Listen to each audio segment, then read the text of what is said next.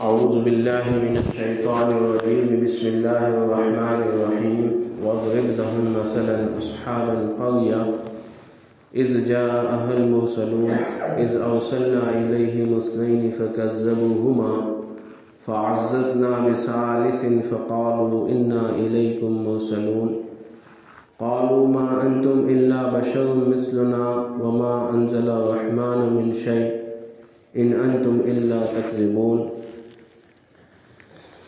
صدق اللہ العلی العظیم۔ اللہ تعالیٰ نے دنیا میں انسانوں کی ہدایت کے لیے ہر زمانے میں انبیاء کرام علیہم الصلاۃ والسلام کا مبارک سلسلہ شروع فرمایا۔ قرآن مجید کی جو آیت مقدسہ میں نے تلاوت کی، ان آیات میں بھی اللہ تعالیٰ نے ایک بستی کا ذکر کیا ہے، کیونکہ اللہ کی یہ سنت رہی ہے کہ اللہ تعالیٰ نے دنیا میں ہر قوم کے اندر، ہر بستی کے اندر اپنے کسی نہ کسی ہادی کو، پیغمبر کو، رسول کو ان کی ہدایت کے لیے، جنت کا راستہ بتانے کے لیے اور دوزخ کے راستے سے ہٹانے کے لیے اپنا کوئی نہ کوئی پیغمبر ضرور بھیجا ہے، ہر قوم کے اندر بھیجا ہے۔ لِكُلِّ قَوْمٍ ہاد قرآن مجید کے اندر ہے کہ اللہ نے ہر قوم کے اندر کوئی نہ کوئی ہدایت دینے والا یعنی پیغمبر ضرور بھیجا ہے۔ دنیا کے اندر جتنی قومیں ہیں، کوئی قوم اس سے خالی نہیں ہے۔ اسی لیے ہمارے علماء دیوبند انہوں نے اپنی کتابوں کے اندر لکھا ہے کہ ہندوستان کے اندر بھی ہو سکتا ہے کہ یہ جو ہمارے پڑوس میں رہنے والی قوم ہے، ہندو قوم، کہ ان کے اندر بھی ان کی ہدایت کے لیے اللہ نے کوئی نہ کوئی پیغمبر ضرور بھیجا ہوگا، اور پھر ان کے جو بڑے بڑے معلم، بڑی بڑی ہستیاں جو ہیں، جیسے شری کرشن ہیں، شری رام چندر ہیں، ان کی تعلیمات کو جب دیکھتے ہیں تو وہی توحید کی تعلیم ملتی ہے، وہی تعلیم ملتی ہے جو نبیوں کی تعلیم ہوا کرتی تھی، رشتہ داروں کے ساتھ اچھا سلوک رکھنا، ایک اللہ کی عبادت کرنا، عورتوں کے اندر پردے کا رواج۔ تو ہمارے علماء دیوبند نے یہ لکھا ہے کہ ہو سکتا ہے یہ بھی اپنے زمانے کے پیغمبر ہو سکتا ہے اللہ نے ان کو بھی نبوت سے سرفراز فرمایا ہو، لیکن بات پکی نہیں ہے۔ اللہ نے قرآن مجید میں 27 نبیوں کا ذکر کیا ہے نام کے ساتھ۔ اللہ نے فرمایا ہم نے کچھ کے قصے بیان کیے ہیں اور کچھ نبیوں کے قصے بیان نہیں کیے ہیں۔ دنیا میں 1,24,000 نبی دنیا میں آئے ہیں۔ تو یہ جو جس بستی کا ذکر ہے، وَاضْرِبْ لَهُمْ مَثَلًا أَصْحَابَ الْقَرْيَةِ، سورہ یاسین شریف کا یہ دوسرا رکوع شروع ہو رہا ہے۔ پچھلے 3 جمعہ میں پہلے رکوع پر مختصر بات عرض کی تھی۔ قرآن تو وہ ہے کہ جس کی ایک آیت میں انسان بولتا رہے زندگیاں کھپ جائے گی، لیکن قرآن کی تفسیر ختم نہیں ہوگی۔ تو دوسری جو آیت ہے وَاضْرِبْ لَهُمْ مَثَلًا، دوسرے رکوع کی یہ پہلی آیت وَاضْرِبْ لَهُمْ مَثَلًا أَصْحَابَ الْقَرْيَةِ، اللہ ایک بستی کا ذکر فرما رہے ہیں کہ ایک بستی کے اندر ہم نے 2 رسولوں کو بھیجا۔ یہ بستی کون سی تھی؟ احادیث میں اس کا کوئی ذکر نہیں ہے، اللہ نے اس کو مبہم رکھا، اللہ کے رسول صلی اللہ علیہ وسلم نے اس کو مبہم رکھا۔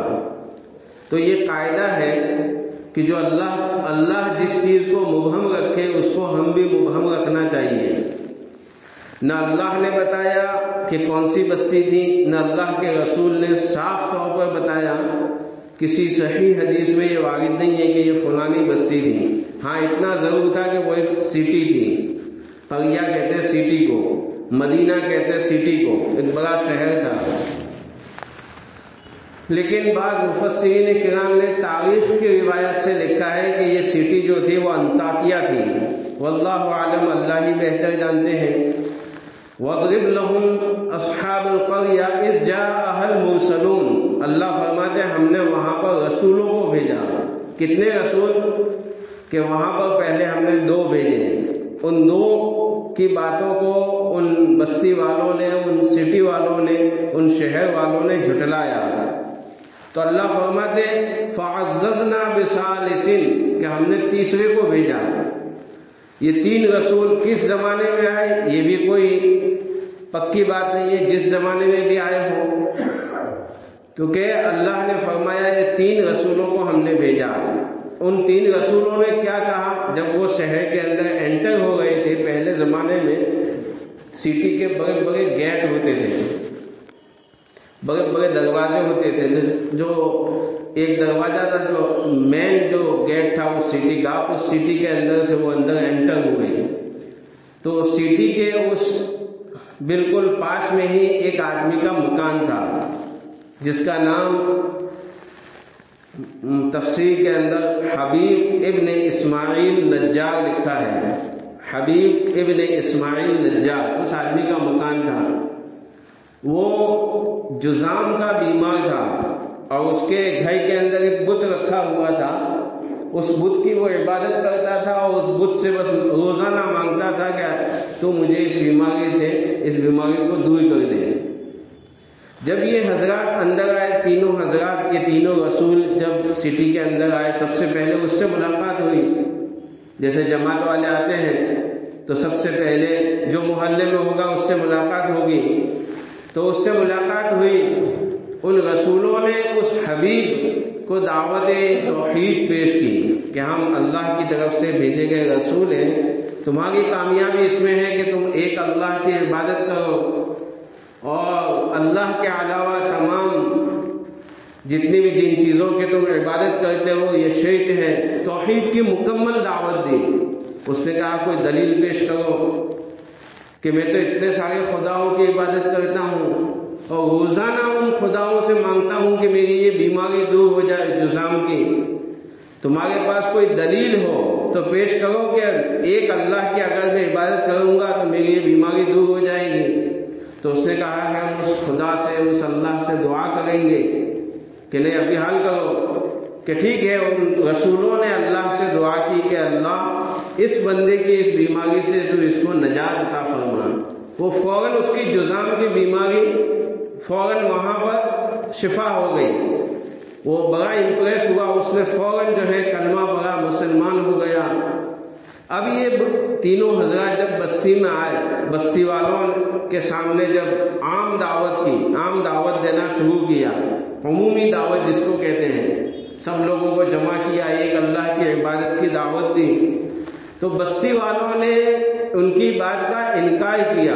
یہ پورا سورہ یاسین شریف کا پورا دوسرا جو رکوع ہے، وَاضْرِبْ لَهُمْ مَثَلًا أَصْحَابَ الْقَرْيَةِ، یہاں سے شروع ہو کر یا حسرتاً علی العباد وہاں تک، یہ آیات تک، یہ پورا رکوع جو ہے یہ اسی واقعے کو اللہ تعالیٰ نے بیان کیا ہے. بستی والوں نے انکار کیا، یہاں تک دھمکیاں دی کہ اگر تم اس دعوت توحید سے اگر تم باز نہ آئے تو ہم تم کو جو ہے پتھر مار مار کر ہلاک کر دیں گے.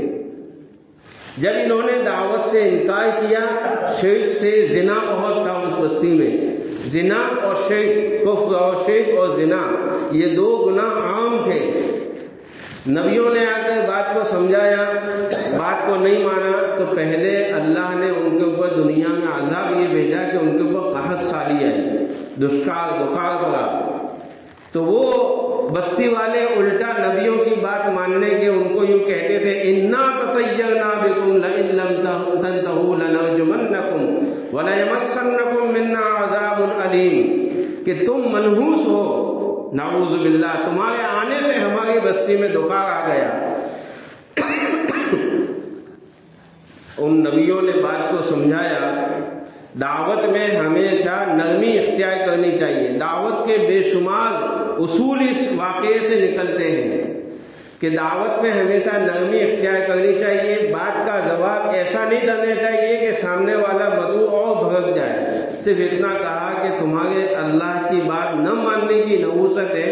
قالوا انا تطیرنا بکم، یہ تمہاری نحوست ہے کہ تم اللہ کی بات کو نہیں مانتے، اور پھر اللہ کا عذاب آتا ہے تو اللہ والوں کو ہی گالیاں دیتے ہیں کہ یہ تو تمہاری نحوست ہے کہ تم اللہ کی بات کو نہیں مانتے۔ اسی اثنا میں جب اس حبیب کو پتا چلا، حبیب بن اسماعیل نجار، اس کو پتا چلا میری بستی والے ایسی ایسی باتیں پیش آئی ہیں، تو وہ دوڑتا ہوا وجاء من اقصى المدینہ رجل یسعى، وہ شہر کے آخری کنارے سے دوڑتا ہوا اپنی بستی میں آیا۔ اس نے گاؤں والوں سے، اس بستی والوں سے کہا تمہیں کیا ہو گیا، تم کیوں ان کی بات کو نہیں مانتے؟ یہ تم سے نہ کھانا مانگتے ہیں، یہ اپنا کھانا کھاتے ہیں، اپنا خرچہ خود کرتے ہیں، اور پھر تم کو کیا ہو گیا کہ تم ان کی بات کو، یہ تم سے کوئی بدلہ نہیں چاہتے، بس تم کو سیدھی راہ بتاتے ہیں، اور مجھے کیا ہو گیا؟ دعوت کا انداز کیسا! حبیب ابن نجار کا یہ بول ہے وما لی لا اعبد الذی فطرنی، مجھے کیا ہو گیا کہ میں ایک اللہ کی عبادت نہ کروں؟ بستی والوں نے دیکھا کہ یہ ہمارا آدمی ہے، ہماری بستی کا ہے، اور ان 3 رسولوں کے ساتھ مل گیا، تو اس کو پکڑا اور اس کو لاتوں اور گھوسوں سے مار مار کر شہید کر دیا گیا۔ اللہ نے فرمایا کہ جب اس کو انتقال ہوا اس کو فوراً جنت بتائے، وقیل ادخل الجنہ، اللہ نے فرمایا کہ فوراً اس کو جنت میں داخل کر دیا گیا، یا جنت کے نظارے بتائے گئے کہ داخل ہو جا جنت میں۔ وہ جنت میں جانے کے بعد بھی یہ تمنا کرنے لگا کہ کاش میرے بستی والوں کو، ان لوگوں کو، میرے گاؤں والوں کو، میرے سٹی والوں کو پتہ چل جاتا کہ میرا رب کتنا بڑا غفور رحیم ہے، اس نے مجھے فوراً جنت میں داخل کر دیا اور اس نے مجھے اتنا انعام دیا۔ اس سے علماء نے لکھا ہے یہ داعی کی ہمدردی دیکھو کہ مرنے کے بعد بھی اس بات کی جو ہے تمنا کر رہا ہے کاش کہ میری بستی والوں کو پتہ چل جائے، اور مرنے کے بعد بھی انتقام کی اللہ نے مرنے کے بعد اس کے اس خواہش کا اظہار سورہ یاسین شریف میں کر دیا، وقیل ادخل الجنہ۔ آگے کیا ہے؟ وقیل ادخل الجنہ قال یا لیت قومی یعلمون، کاش کہ میری قوم جان لیتی کہ میرا رب بما غفر لی ربی وجعلنی من المکرمین، کاش کہ میری قوم جان لیتی۔ اور عبداللہ ابن مسعود رضی اللہ تعالیٰ عنہ فرماتے ہیں کہ جب اس کو لاتوں اور گھوسوں سے مار رہے تھے تو وہ یوں کہہ رہا تھا یا اللہ میری قوم کو معاف کر دینا، انہو لا یعلمون، کہ یہ جو ہے یہ جانتے نہیں ہیں کہ ایمان پر، اعمال صالحہ پر اللہ کیا کیا نعمتیں دے گا، اے اللہ یہ جانتے نہیں ہیں اس لیے مجھے مار رہے ہیں۔ لکھا ہے کہ اس امت کے صدیق جو ہے ابو بکر صدیق رضی اللہ تعالیٰ عنہ ہے، اس امت کے صدیق سب سے صدیق تو ایک ڈگری ہے آخرت کی، جیسے دنیا کی ڈگری ہوتی ہے ڈاکٹر، دنیا کی ڈگری ہوتی ہے جو ہے انجینئر، اسی طرح امام غزالی کہتے ہیں کہ مفتی، عالم، یہ بھی دنیاوی ڈگریاں ہیں، بہت بھاری لفظ ہے اللہ معاف کرے، لیکن یہ امام غزالی کا قول ہے کہ عالم، مفتی یہ بھی دنیاوی ڈگریاں ہیں۔ آخرت کی ڈگری کیا ہے؟ آخرت کی ڈگری مومن ہے، آخرت کی ڈگری متقی ہے، اور آخرت کی ڈگری یہ ہے صدیق، سچا، جو اپنے بول میں سچا ہو اور اپنے عمل میں سچا ہو، وہ صدیق اس کو کہتے ہیں۔ تو اس امت کے سب سے بڑے تمام صدیقوں کے سردار ابو بکر صدیق رضی اللہ تعالیٰ عنہ ہیں، اور پچھلی امت کے جو صدیق ہیں ان میں سے ایک کا نام یہ حبیب نجار لکھا ہے کہ یہ حبیب نجار، حبیب بن اسماعیل نجار، یہ اپنے قول میں بھی سچا تھا اور اپنے عمل میں بھی اس نے سچ کر دکھایا، اور اپنی جان کا نذرانہ اللہ کے سامنے پیش کر دیا، شہادت کو قبول کر لیا لیکن ایمان کو نہیں چھوڑا۔ اس لیے سب سے قیمتی چیز ہے وہ ایمان ہے۔ اللہ تعالی ہمیں موت تک اپنے اس ایمان کی حفاظت کرنے کی توفیق عطا فرمائے، چاہے جیسے بھی حالات آ جائے ایمان کا سودا نہ کرنے کی توفیق عطا فرمائے، اور ایمان پر جمے رہنے کی توفیق عطا فرمائے۔ وآخر دعوانا ان الحمد للہ رب العالمین۔ سبحان اللہ وبحمدہ، سبحانک اللہم۔